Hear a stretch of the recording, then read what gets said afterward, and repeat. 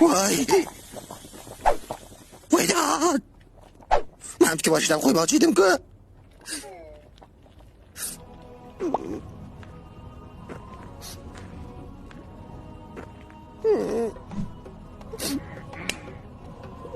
Ayollarga kelganda shunaqa qoldi. Yurishmaydi.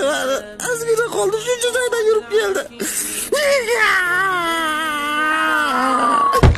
Voy.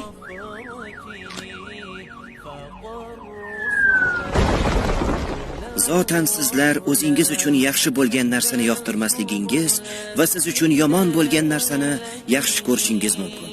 Alloh biladir, siz esa bilmassiz. Baqara surasi 216-oyat.